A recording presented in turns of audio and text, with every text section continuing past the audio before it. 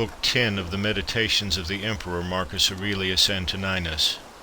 Wilt thou ever, O my soul, be good and single, and one, and naked, more open to view than the body which surrounds thee? Wilt thou ever taste of the loving and satisfied temper?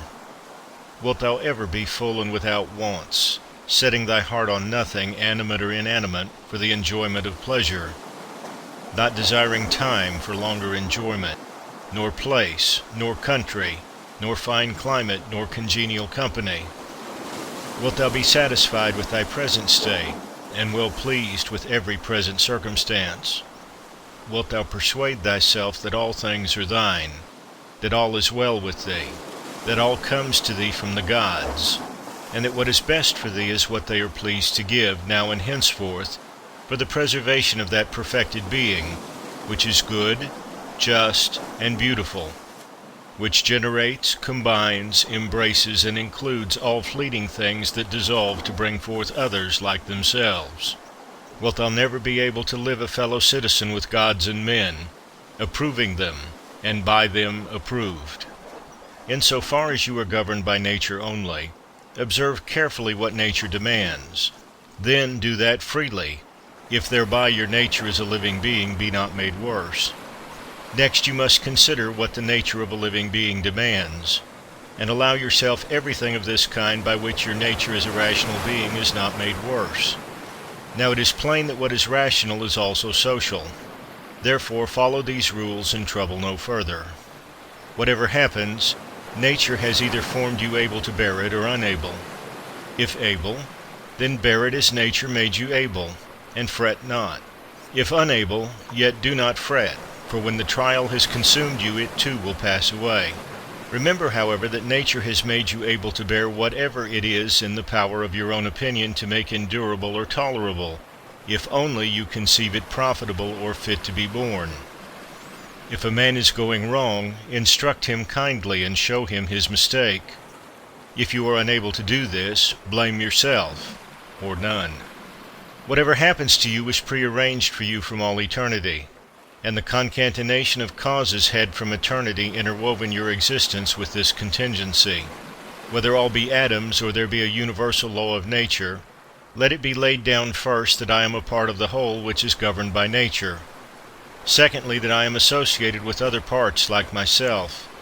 Mindful of this, since I am a part, I shall not be dissatisfied with anything appointed me by the whole. For nothing is hurtful to the part which is profitable to the whole, since the whole contains nothing unprofitable to itself. All natural systems have this law in common, and the system of the universe has another law besides, namely that it cannot be forced by any external cause to produce anything hurtful to itself. If therefore I remember that I am part of such a whole, I shall be satisfied with all that flows therefrom. And inasmuch as I am associated with parts like myself, I will do nothing unsocial, but rather draw to my kind, turn my every endeavor to the public good, and shun the contrary. In such a course my life must needs run well, just as you would hold that the life of a citizen runs well when he passes on from one public-spirited action to another, and throws himself heartily into every task appointed him by the state. The parts of the whole, I mean the parts which are contained in the universe, must necessarily perish. Perish, let us say, meaning change. Now if it be a necessary evil for the parts to perish, it could not be well for the whole that its parts should tend to change and be constructed to perish in various ways. Did nature then set out to injure her own constituent parts, making them so that they are liable to evil and of necessity fall into it, or did it escape her notice that this comes to pass? Both suppositions are incredible. And if, dropping the notion of nature, one were merely to put it that things are constituted so, then how ridiculous at the same time to say that the parts of the universe are constituted so as to change, and also to wonder and fret at change or dissolution, as if it were something against the course of nature, especially as everything is dissolved into the elements out of which it arose. For there is either a scattering of the elements of which a thing was constructed, or a conversion of these, of the solid into earth, of the spiritual into air, so that these constituents are resumed into the system of the universe, which either undergoes periodic conflagration or is renewed by never-ending changes. And do not imagine that you had all your earthly and aerial matter from your birth, for the whole of this was an accession of yesterday or the day before, from your food and from the air you breathed. It is this accession which changes, and not what your mother bore. And granting that this recent accession may incline you more to what is individual in your constitution, yet, I think, it alters nothing of what has just been said. Having taken to yourself these titles, good, modest, true, prudent, even-tempered, and magnanimous, look to it that you change them not, and if you should come to lose them, seek them straightway again. And remember that prudence means for you reasoned observation of all things, and careful attention, even temper, cheerful acceptance of the lot appointed by universal nature. Magnanimity, the exaltation of the thinking part above any pleasant or painful commotions of the flesh, above vainglory, above death, and all such things. If you steadfastly maintain yourself in these titles, with no hankering after hearing them given to you by others, you will be a new man, and a new life will open for you. For to continue as you have been till now in the same life of distraction and defilement would mark you as a man devoid of sense, who clings to life like the half-eaten beast fighters, who, though covered with wounds and gore, do yet appeal to be reserved until tomorrow, to be cast again in their wretchedness to the claws and fangs that lacerated them before. Take your stand, then, on these few titles, and if you are able to abide in them, abide as one removed to the islands of the blessed. But if you perceive that you are falling away and cannot prevail, have the courage to retire into some corner where you may hope to prevail, or else depart from life altogether, not in anger, but in all simplicity, freedom, and modesty, having done at least one thing in life well by so leaving it. Now it will greatly help you to be mindful of your titles if you will recollect that the gods desire not adulation, but that reasoning beings should grow in likeness to themselves.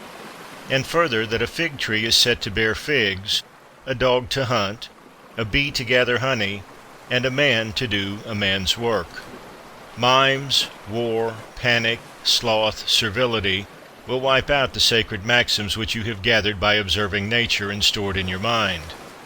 You ought to look and act in every case so that not only shall the task before you be accomplished, but also your theoretic faculty exercised, and the self-confidence which springs from special knowledge preserved without ostentation or affected concealment. Will you ever attain to simplicity, to dignity, to a perfect discrimination in every case as to what a thing really is, what its true place in the universe, what the time it may endure, what its composition, to whom it may belong, and who can give and take it away? The spider exults when he has captured a fly, one man because he has taken a little hare, another because he has netted an anchovy, another because he has hunted down a wild boar or a bear, and another because he has conquered the Sarmatians. But are they not brigands all, if you look to their principles? Acquire a method of perceiving how all things change into one another. Pursue this branch of philosophy and continually exercise yourself therein. There is nothing so proper as this for cultivating greatness of mind.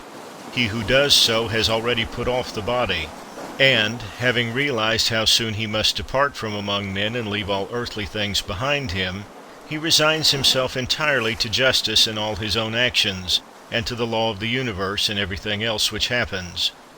As for what anyone may say or think of him, or do against him, he gives it not a thought, but contents himself with these two things: to do justly what he has in hand, and to love the lot appointed for him. Such a man is thrown off all hurry and bustle, and has no other will but this, to keep the straight path according to the law, and to follow God, whose path is ever straight. What need for suspicion when it is open for you to consider what ought to be done? If you see your way, proceed in it calmly, inflexibly. If you do not see it, pause and consult the best advisers. If any other obstacle arise, proceed with prudent caution according to the means you have, keeping always close to what appears just. That is the best to which you can attain, and failure in that is the only proper miscarriage. He who in everything follows reason is always at leisure, yet ever ready for action, always cheerful, yet composed. As soon as you awake, ask yourself, will it be of consequence to you if what is just and good be done by some other man? It will not. Have you forgotten what manner of men in bed and at table are those who make such display and praise and blame of others? What they do, what they shun, and what they pursue?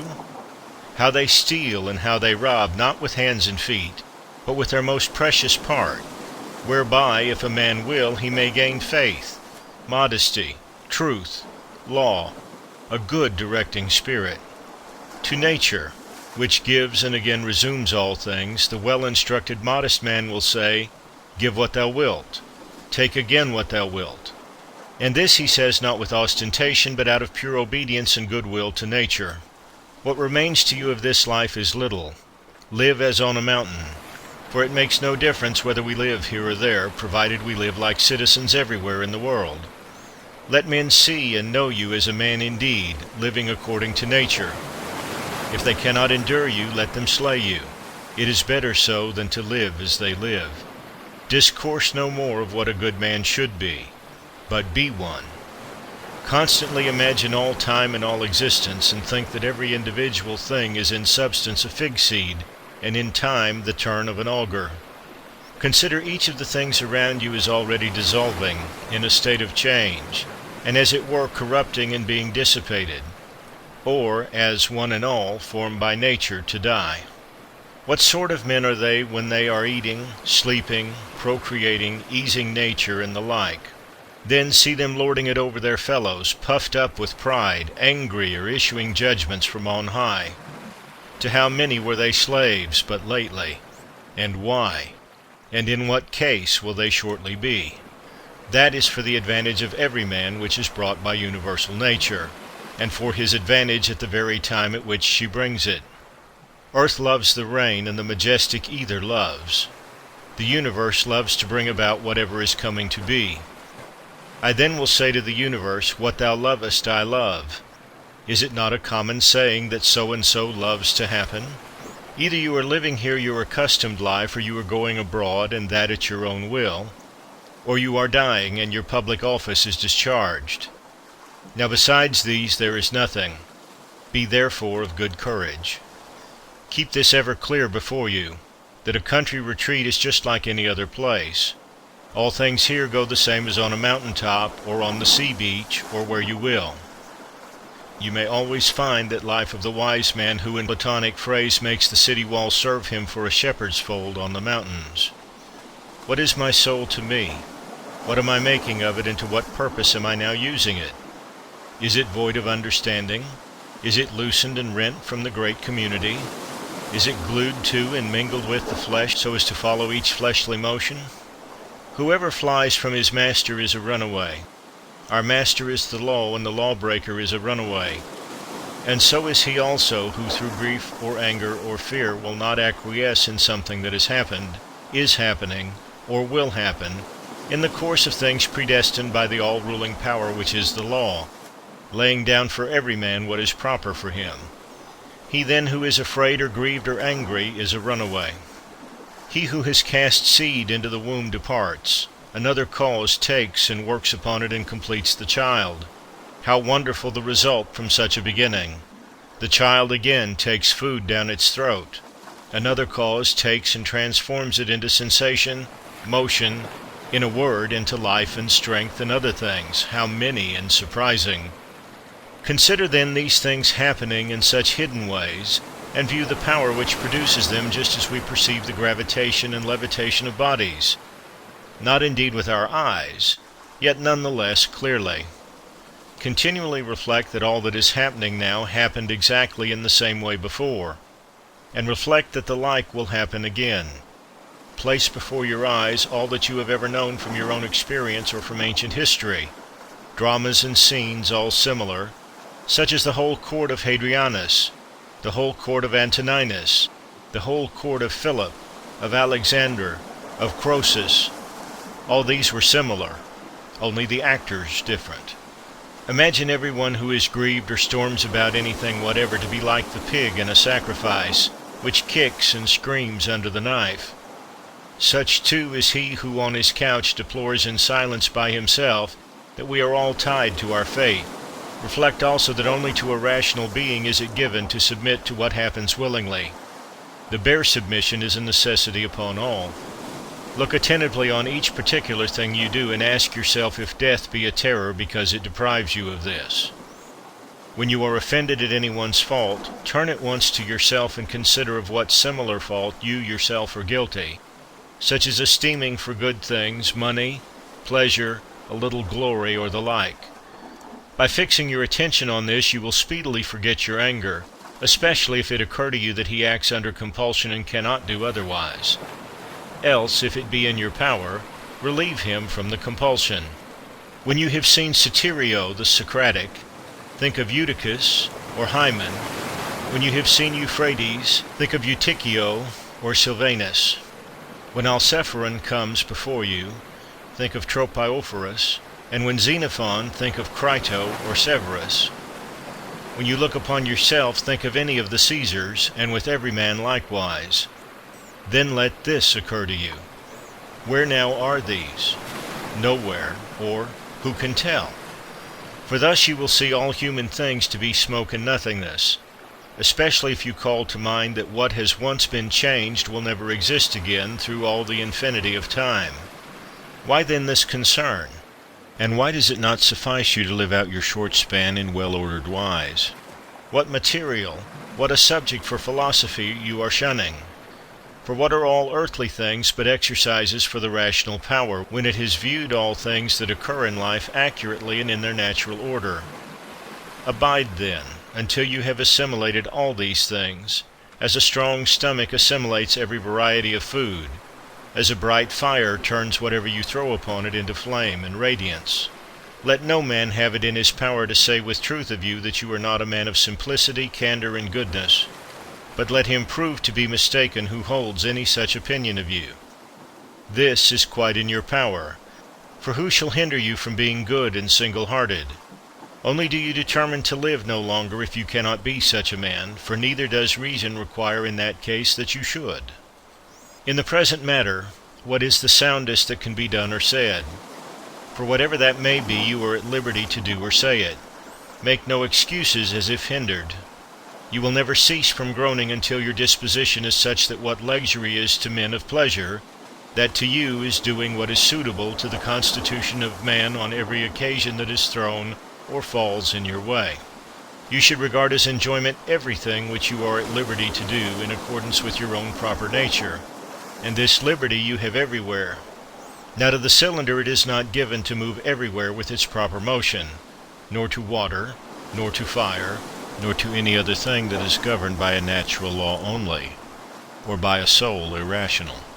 For there are many circumstances which constrain and stop them, but intelligent reason can pursue, through every obstacle, the course for which it was created, and which it wills to follow. Set before your eyes this ease with which reason makes its way through all obstacles, as fire goes upwards, a stone downwards, or a cylinder down a slope, and seek for nothing further. The rest of man's difficulties are merely of the body, the lifeless part of him, or else they are such as cannot crush or in any way injure him save through opinion or the surrender of reason itself. Otherwise he who suffered by them would himself straightway become evil.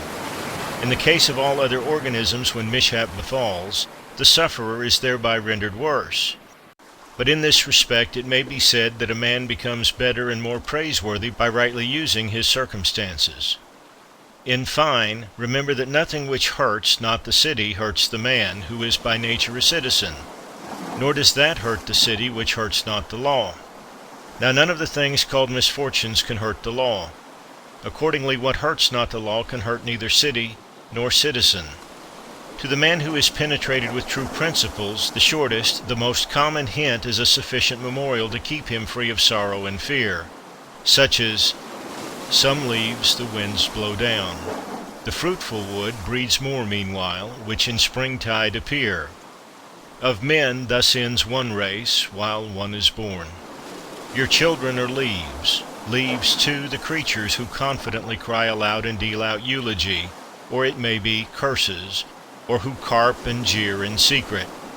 Leaves likewise are they who transmit our fame to posterity. All these in springtide appear, then the wind shakes them down, and the forest grows more to take their places. Shortness of life is common to all things, yet you shun and pursue them as though they were to have no ending. But a little and you will fall asleep, and anon others shall mourn for him who carried your bier. The healthy eye ought to look on everything visible, and not to say, I want green, like an eye that is diseased. Sound hearing or sense of smell ought to be ready for all that can be heard or smelt, and the healthy stomach should be equally disposed for all sorts of food, as a mill for all that it was built to grind. So also the healthy mind should be ready for all things that happen. That mind which says, let my children be spared, and let men applaud my every action, is as an eye which begs for green, or as teeth which require soft food. There is no man so happily fated but that when he is dying some bystander will rejoice at the doom which is coming upon him. Were he a virtuous and wise man, will not someone at the last say within himself, at last I shall breathe freely unoppressed by this pedagogue? He was not indeed hard on any of us, but I always felt that he tacitly condemned us. This they would say of a good man. But in my own case, how many more reasons are there why a multitude would rejoice to be rid of me? You will reflect on this when dying, and depart with the less regret when you consider, I am leaving a life from which my very partners for whom I toiled, and prayed, and planned, are wishing me to be gone, hoping it may be to gain some additional advantage from my departure. Why then should one strive for a longer sojourn here? Yet let not your parting with them be less pleasant on this account. Preserve your own character. Remain to them friendly, benevolent, gracious. On the other hand, depart from your fellow men not as if torn away, but let your going be like that of one who dies an easy death, whose soul is gently released from the body. Nature knit and cemented you to your fellows, but now she parts you from them. I part then as from relations, not reluctant but unconstrained. For death too is a thing accordant with nature. Accustom yourself as much as possible, when anyone takes any action, to consider only, to what end is he working? But begin at home, and examine yourself first of all. Remember that the mover of the puppet strings is the hidden principle within. It is that which is eloquence, that which is life, that, if I may say so, which is the man. Never in your imagination confound that principle with the surrounding earthen vessel and the little organs that are kneaded onto it. Excepting that they grow upon us, they are like the carpenter's axe, since without the moving and restraining principle, none of these parts in itself is of any greater service than the shuttle to the weaver, the pen to the writer, or the whip to the charioteer. End of Book 10. Book 11 of the Meditations of the Emperor Marcus Aurelius Antonius. These are the characteristics of the rational soul. It beholds itself. It regulates itself in every part. It fashions itself as it wills. The fruit it bears itself enjoys, whereas the products of plants and of the lower animals are enjoyed by others. It reaches its individual end, wheresoever the close of life may overtake it. In a dance or an actor's part, any interruption spoils the completeness of the whole action. Not so with the rational soul. At whatever point in its action, or wheresoever it is overtaken by death, it makes its part complete and all-sufficient, so that it can say, I have received what is mine. Also it ranges through the whole universe, and the void around it, and discerns its plan. It stretches forth into limitless eternity, and grasps the periodical regeneration of all things, seeing and comprehending that those who come after us will see nothing new, and that those that went before saw no more than we have seen. Nay, a man of 40, of any tolerable understanding, has, because of the uniformity of things, seen in a manner all that has been or will be.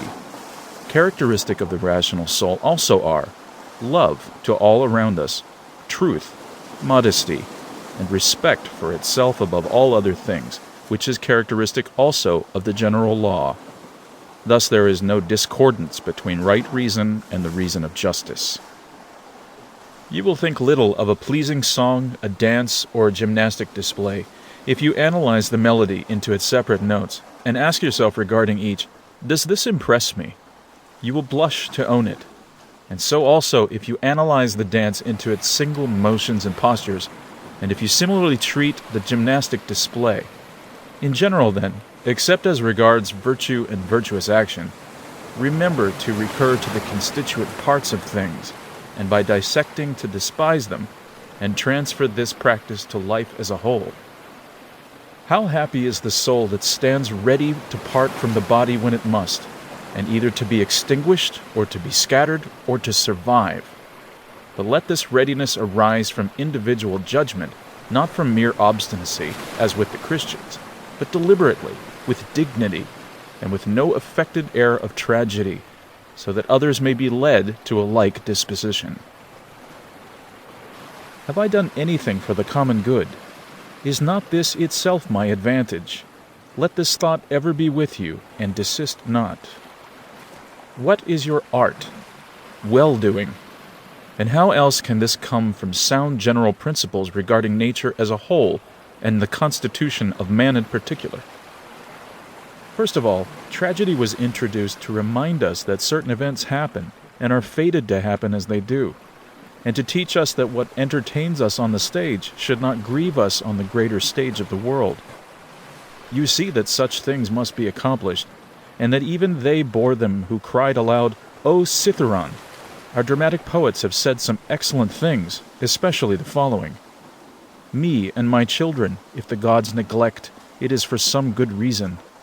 And again, vain is all anger at external things, and to reap our life like ears of ripened corn, and the like. And after tragedy came the old comedy, using a schoolmaster's freedom of speech, and employing plain language with great profit to inculcate the duty of humility. To this end, Diogenes used a method much the same. Next consider the nature of the middle comedy, and lastly, for what purpose the new was introduced, which gradually degenerated into the mere ingenuity of artificial mimicry. It is well known that some useful things were said by the new comic writers, but what useful end had they in view in all their accumulated poetry and playmaking? How manifest it is that no other course of life was more adapted to the practice of philosophy than that which is now yours. A branch cut off from its adjacent branch must necessarily be severed from the whole tree. Even so, a man, parted from any fellow man, has fallen away from the whole social community. Now a branch is cut off by the same external agency, but a man by his own action separates himself from his neighbor. By hatred and aversion, unaware that he has thus torn himself away from the universal polity. Yet there is always given us the good gift of Zeus, who founded the great community, whereby it is in our power to be reingrafted on our kind, and to become once more natural parts completing the whole. Yet the frequent happening of such separations makes the reunion and restoration of the separated member more and more difficult. And in general, a branch which has grown from the first upon a tree and remained a living part of it is not like one which has been cut and reingrafted. As the gardeners would say, they are of the same growth, but of different persuasion. As those who oppose you in the path of right reason have no power to divert you from sane action, so let them not turn you away from amenity toward themselves. Be watchful alike to persist in stable judgment and action, and in meekness toward those who would hinder or otherwise molest you. It is equally weak to grow angry with them or to desist from action and submit to defeat. Both are equally deserters, he who runs away and he who refuses to stand by friend and kinsman. Nature cannot be inferior to art. The arts are but imitations of nature. If this be so, that nature, which is the most perfect and comprehensive of all, cannot be inferior to the best artistic skill. Now all arts use inferior material for higher purposes. So also then does universal nature. Hence the origin of justice, from which again the other virtues spring. Justice cannot be preserved if we are solicitous about things indifferent, if we are easily deceived, rash, and changeable. If those things, the pursuit and avoidance of which trouble you, come not to you, but as it happens you go to them. Then let your judgment be at peace concerning them. They will remain motionless, and you will no more be seen pursuing or avoiding them. The sphere of the soul attains to perfect shape when it neither expands to what is without, nor contracts upon what is within, neither wrinkles nor collapses, but shines with the radiance whereby it discerns the truth of all beings, both without itself and within. Does any man condemn me? Let him look to that, and let me look to it that I be found doing or saying nothing worthy of his contempt. Does anyone hate me? That is his affair. I shall be kind and good-natured to everyone, and ready to shew his mistake to him that hates me, not in order to upbraid him or to make a show of my patience, but from genuine goodness, like Phocion, if he indeed was sincere. Your inward character should be such that the gods may see you neither angry nor repining at anything. What evil is it for you now to act according to your nature, and to accept now what is seasonable to the nature of the universe? You, a man appointed to do some service for the common good. Although they despise, yet they flatter one another. Although they desire to overtop, yet they cringe to one another. How rotten and insincere in his profession who says, I mean to deal straightforwardly with you. What are you doing, man? There is no need for such a preface. It will appear of itself. Such a profession should be written clearly on your forehead. A man's character should shine forth clearly from his eyes, as the beloved sees that he is so in the glances of those that love him. The straightforward good man should be like one of rank odor who can be recognized by the passer as soon as he approaches, whether he will or no. The ostentation of straightforwardness is the knife under the cloak. Nothing is baser than a wolf friendship. Shun it above all things.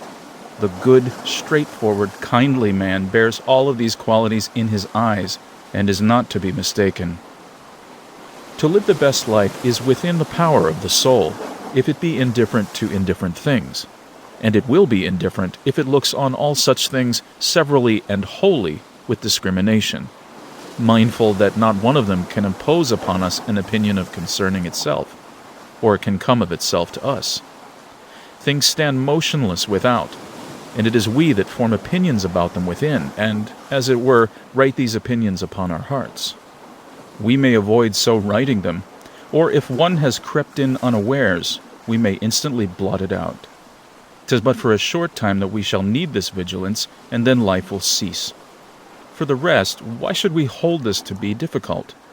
If it be according to nature, rejoice in it, and it will become easy for you. If it be contrary to nature, search out what suits your nature, and follow it diligently, even though it be attended with no glory. For every man will be forgiven for seeking his own proper good. Consider whence each thing came, of what it was compounded, into what it will be changed, how it will be with it when changed, and that it will suffer no evil. As to those who offend me, let me consider. First, how am I related to mankind? That we are formed, the one for the other, and that, in another respect, I was set over them as the ram over the flock, and the bull over the herd. Consider yet more deeply, thus. There is neither an empire of atoms, or an intelligent nature governing the whole. If the latter, the inferior beings are created for the superior, and the superior for each other. Secondly, consider what manner of men they are at table, in bed, or elsewhere, and especially by what principles they hold themselves bound, and with what arrogance they entertain them. Thirdly, if they act rightly, we ought not to take it amiss, and if not rightly, manifestly they do so without intention and in ignorance. For no soul is willingly deprived of truth, or of the faculty of treating every man as he deserves. Accordingly, men are grieved to be called unjust, ungrateful, greedy, and in short, sinners against their neighbors. Fourthly, you yourself do often sin, and are no better than another. And if you abstain from certain sins, still you have the disposition to commit them, even if through cowardice, fear of your character, or other meanness, you hold back. Fifthly, you cannot even be perfectly sure that wrong has been done, for many things admit of justification. And generally speaking, a man must have learned much before he can pronounce surely upon the conduct of others. Sixthly, when you are vexed or worried overmuch, remember that man's life is but for a moment, and that in a little we shall all be laid to rest. Seventhly, it is not the acts of others that disturb us. Their actions reside in their own souls. Our own opinions alone disturb us. Away with them then. Will that you entertain no thought of calamity befallen you, and the anger is gone. But how remove them? By reasoning that there is no dishonor. For if you hold not that dishonor alone is evil, verily you must fall into many crimes. You may become a robber or any sort of villain. Eighthly, how much worse evils we suffer from anger and grief about certain things than from the things themselves about which these passions arise. Ninthly, meekness is invincible if it be genuine, without simper or hypocrisy. For what can the most insolent man do to you, if you persist in civility towards him? And if occasion offers, admonish him gently and deliberately. Shew him the better way at the very moment that he is endeavoring to harm you. Nay, my son, we were born for something better. No hurt can come to me. It is yourself you hurt, my son. And point out to him delicately, and as a general principle, how the matter stands, that bees and other gregarious animals do not act like him. But this must be done without irony or reproach, rather with loving kindness and no bitterness of spirit, not as though you were reading him a lesson or seeking admiration from any bystander, but as if you designed your remarks for him alone, though others may be present. Remember these 9 precepts as gifts received from the Muses, and begin now to be human for the rest of your life. Beware equally of being angry with men and of flattering them. Both are unsocial and lead to mischief. In all anger, recollect that wrath is not becoming to a man, but that meekness and gentleness, as they are more human, are also more manly. Strength and nerves and courage are the portion of the meek and gentle man, and not of the irascible and impatient. For the nearer a man attains to freedom from passion, the nearer he comes to strength. A weak man in grief is like a weak man in anger. Both are hurt, and both give way. If you want a 10th gift, from the leader of the Muses, take this. To expect the wicked not to sin is madness. It is to expect an impossibility. But to allow them to injure others, and to forbid them to injure you, is foolish and tyrannical. There are 4 states of the soul against which you must continually and especially be upon your guard, and which, when detected, should be effaced by remarking thus of each. This thought is unnecessary. This tends to social dissolution. You could not say this from your heart, and to speak otherwise than from the heart you must regard as the most absurd conduct. And fourthly, whatever causes self-reproach is an overpowering or subjection of the diviner part within you to the less honorable and mortal part, the body, and to its grosser tendencies. The serial and igneous parts of which you are compounded, although they naturally tend upwards, nevertheless obey the general law of the universe, and are retained here in composition. The earth and humid parts of you, though they naturally tend downwards, are nevertheless supported and remain where they are, although not in their natural situation. Thus the elements, wheresoever placed by the superior power, obey the whole, waiting till the signal shall sound again for their dissolution. Is it not grievous that the intellectual part alone should be disobedient and fret at its function? Yet is no violence done to it, nothing imposed contrary to its nature. Still it is impatient and tends to opposition. For all its tendencies toward injustice, debauchery, wrath, sorrows, and fears are so many departures from nature. And when the soul frets at any particular event, it is deserting its appointed station. It is formed for holiness and piety toward God, no less than for justice. These last are branches of social goodness even more venerable than the practice of justice. He whose aim in life is not always one and the same cannot himself be one and the same through his whole life. But singleness of aim is not sufficient, unless you consider also what that aim ought to be. For as there is no agreement or opinion regarding all of those things which are reckoned good by the majority, but only as regards some of them, such as are of public utility, so your aim should be social and political. for he alone who directs all his personal aims to such an end can reach a uniform course of conduct, and thus ever be the same man. 22. Remember the country mouse and the town mouse, and how the latter feared and trembled. Socrates called the maxim of the vulgar hobgoblins, boogies to frightened children. The Spartans at their public shows set seats for strangers in the shade, but sat themselves where they found room. Socrates made this excuse for not going to Perdiccas upon his invitation, lest I should come to the worst of all ends by receiving favors which I could not return. In the writings of the Ephesians there is a precept frequently to call to remembrance some of those who cultivated virtue of old.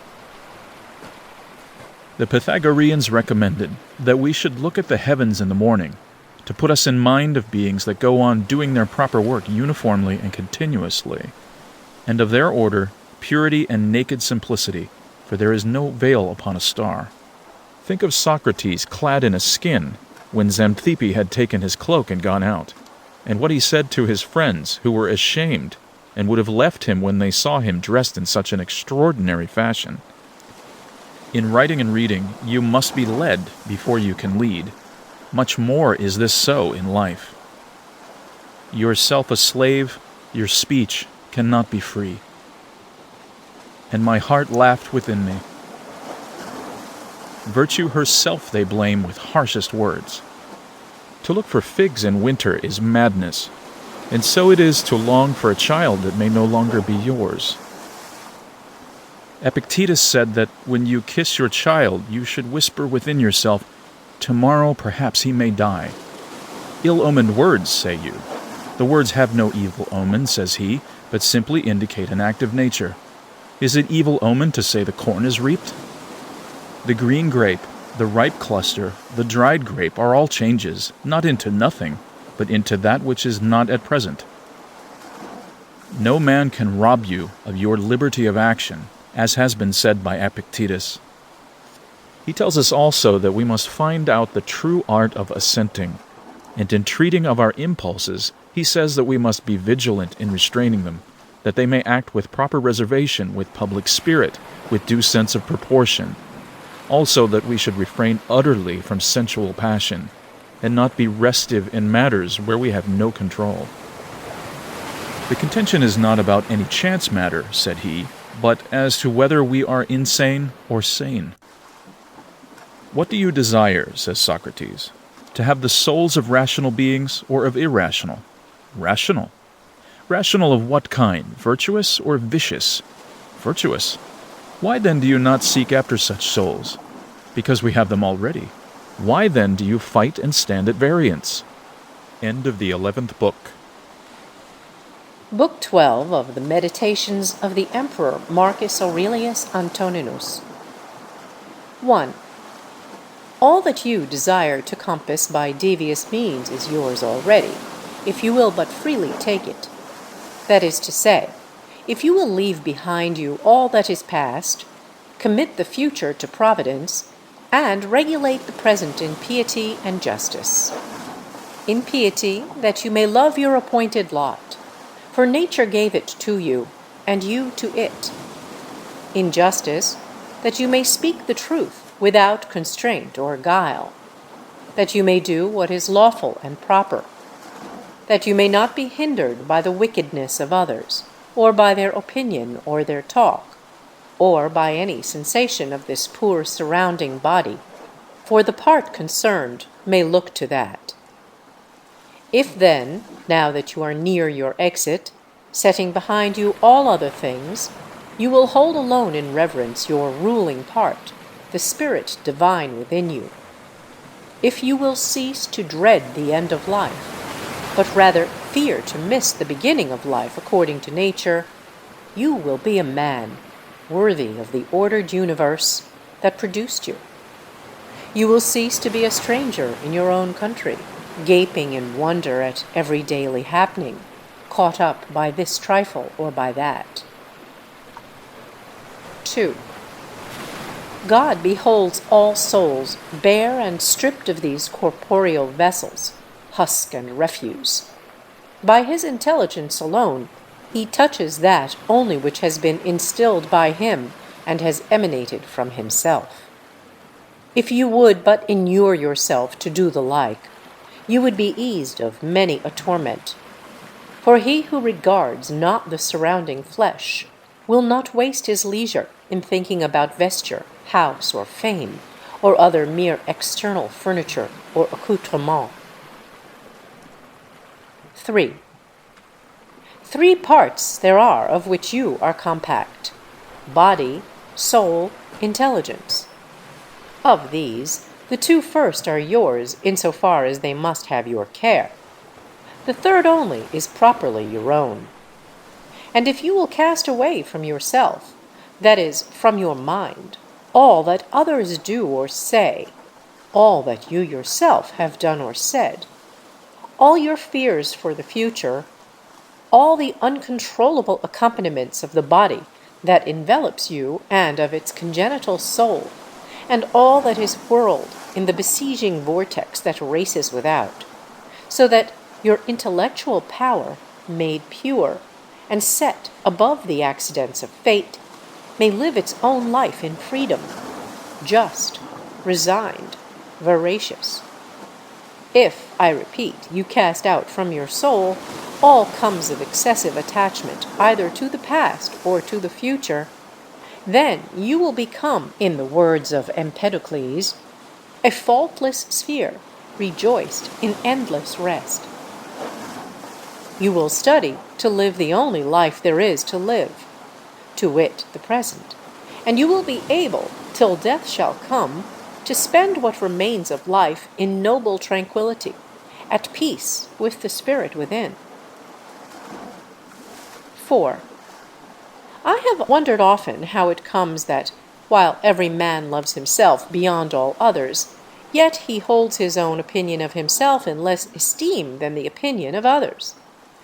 Yet, if a god or some wise teacher came and ordered a man to conceive and design nothing which he would not utter the moment it occurred to him, he would not abide the ordeal for a single day. Thus, we stand in greater awe of our neighbor's opinion of us than we do of our own. 5.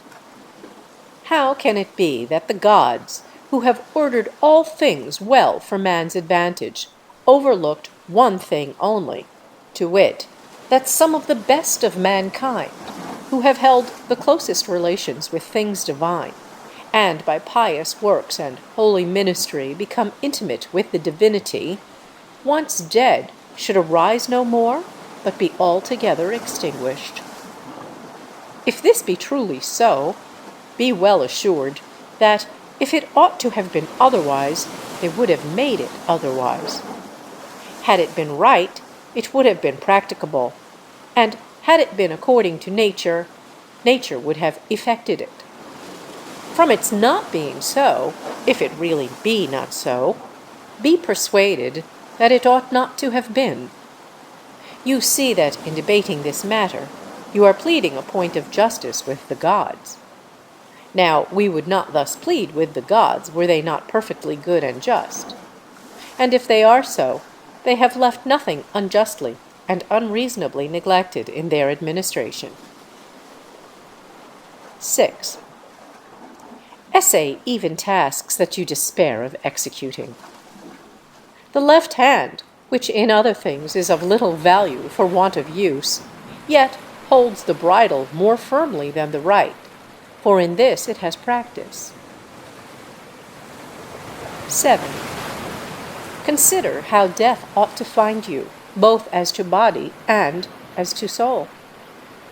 Think of the shortness of life, of the eternities before and after, and of the infirmity of all material things. 8. Contemplate the fundamental causes stripped of disguises.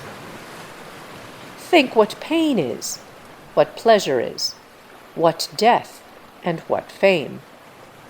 Consider how many are themselves the causes of all the disquiet that they suffer. How no man may be hindered by another. How all is matter of opinion. 9. In the use of principles, we should be like the pugilist rather than the swordsman. For when the latter drops the sword which he uses, he is undone. But the former has his hand always by him, and needs but to wield it. 10. Consider well the nature of things, distinguishing between matter, cause, and purpose. 11. What a glorious power is given to man, never to do any action of which God will not approve, and to welcome whatever God appoints for him. 12. As to what happens in the course of nature, the gods are not to be blamed. They never do wrong, willingly or unwillingly. Neither are men to be blamed, for they do no wrong willingly. There is therefore none to blame. 13. How ridiculous and how like a foreigner is he who is surprised at anything which happens in life. 14. There is either a fatal necessity, an unalterable order, or a placable providence, or a blind confusion without a governor. If there be an unalterable necessity, why strive against it?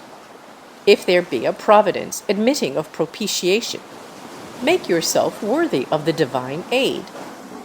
If there be an ungoverned confusion, be comforted, seeing that in this tempest you have within yourself a guiding intelligence. And if the wave should carry you away, let it carry away the carcass and the animal life, for the intellectual part of you it will not carry away. 15. If the light of a lamp shine, and lose not its radiance until it be extinguished, shall truth, justice, and temperance be extinguished in you before your own extinction? 16. When you have the impression that a man has sinned, say to yourself, how do I know that this is sin?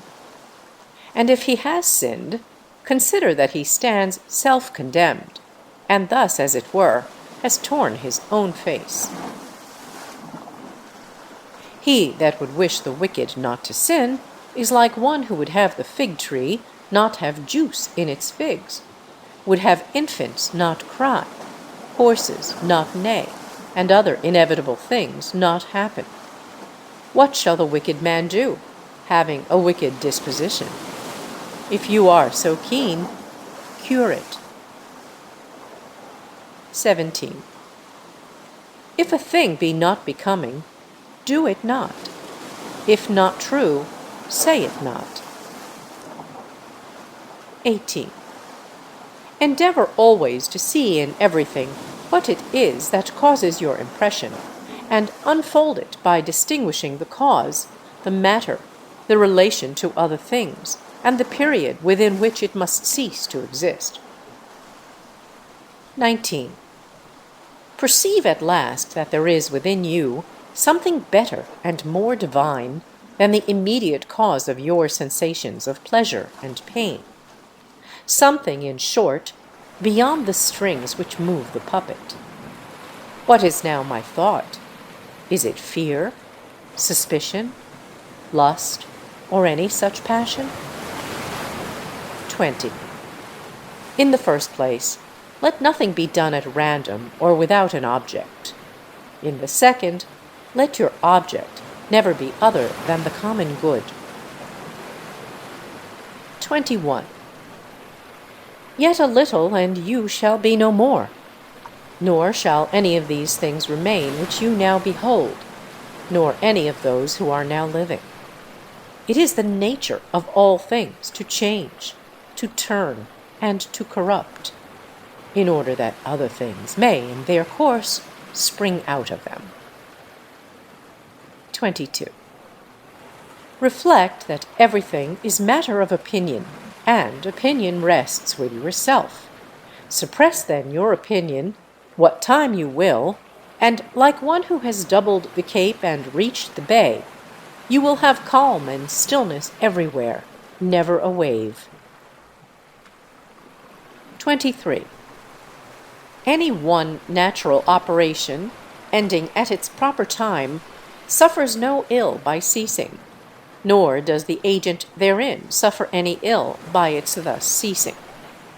In like manner, as to the whole series of actions which is life, if it ends in its season, it suffers no ill by ceasing, nor is he who thus completes his series in any evil case.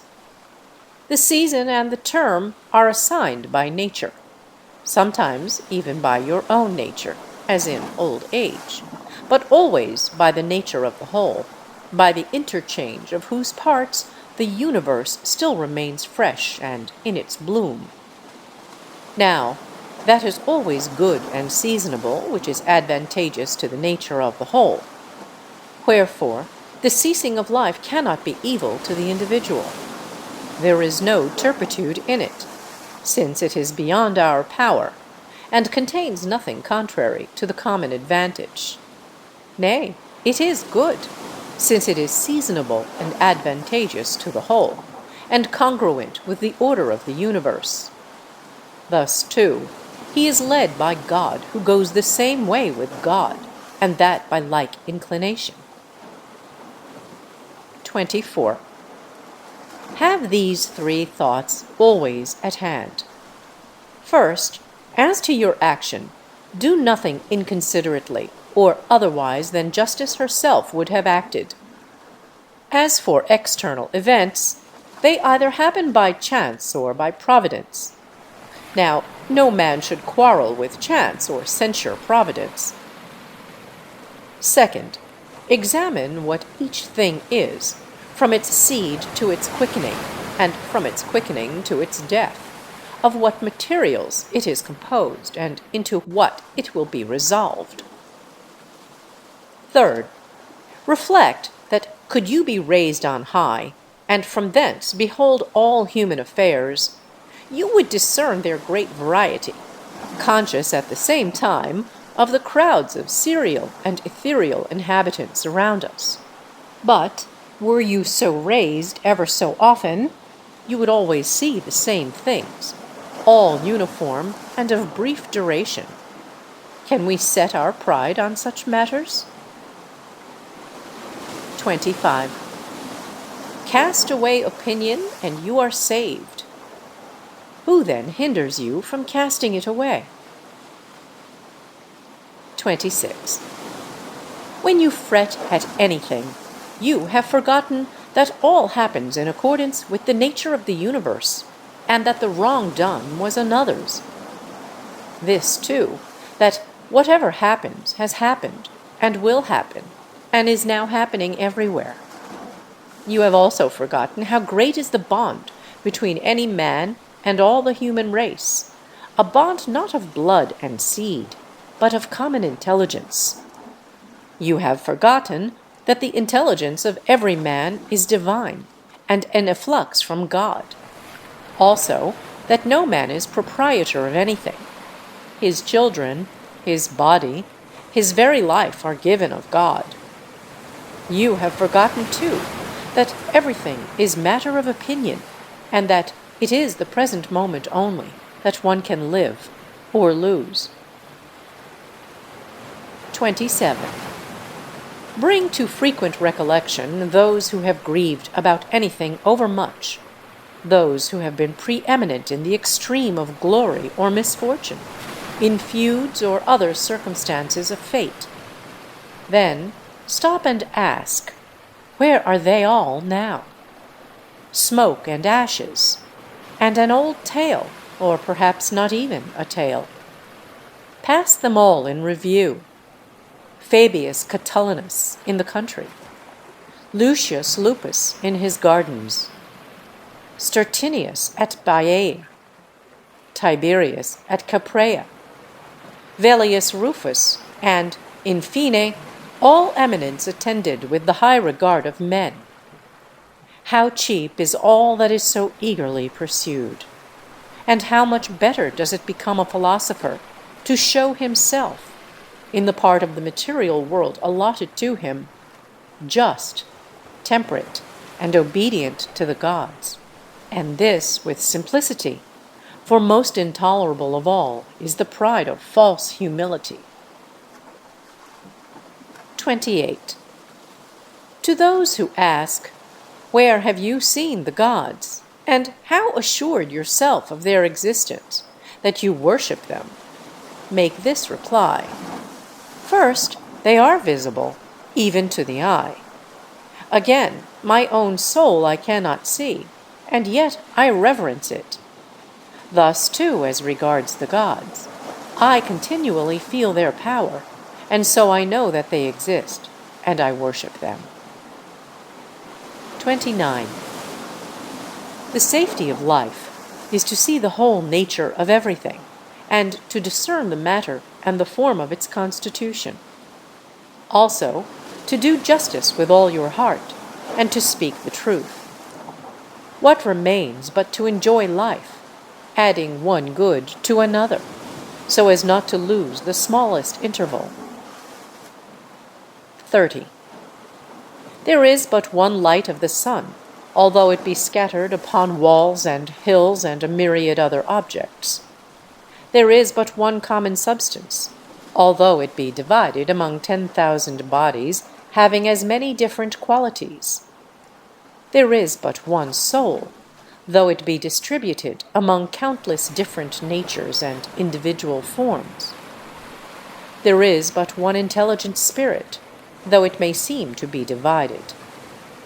The other parts of these individuals of which we have spoken, such as breath and matter, are void of perception and of mutual affection. Yet even they are held together by the intelligent spirit, and gravitate together. But intelligence has a special tendency to its kind, and unites therewith, and the community of feeling is not broken. 31. What do you desire? To live on? Or is it to feel or to desire?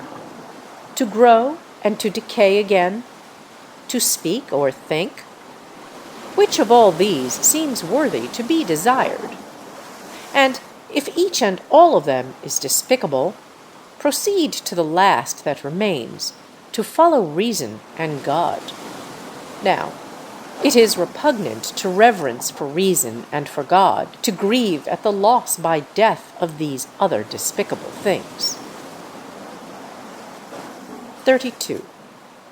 How small a part of the boundless immensity of the ages is allotted to each of us, and presently that will vanish in eternity. How little is ours of the universal substance, how little of the universal spirit. On what a little clod of the whole earth do we creep! Considering all this, reckon nothing great except to act as your nature leads you, and to endure what universal nature brings to pass. 33. How is it with your ruling part? On this all depends. All other things, within or without our control, are but corpses, dust, and smoke. 34.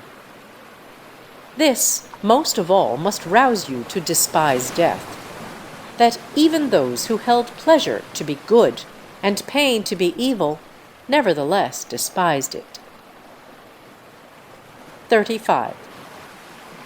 To him who holds that alone to be good which comes in proper season, who cares not whether he has acted oftener or less often according to right reason, to whom it makes no difference whether he behold the universe for a longer time or a shorter, for this man death also has no terror. 36. You have lived, O man, as a citizen of this great city. Of what consequence to you, whether for 5 years or for 3? What comes by law is fair to all. Where, then, is the calamity, if you are sent out of the city by no tyrant or unjust judge, but nature herself, who at first introduced you, just as the praetor who engaged the actor again dismisses him from the stage? But Say you, I have not spoken my 5 acts, but only 3. True, but in life 3 acts make up the play. For he sets the end who was responsible for its composition at the first, and for its present dissolution. You are responsible for neither. Depart then graciously, for he who dismisses you is gracious.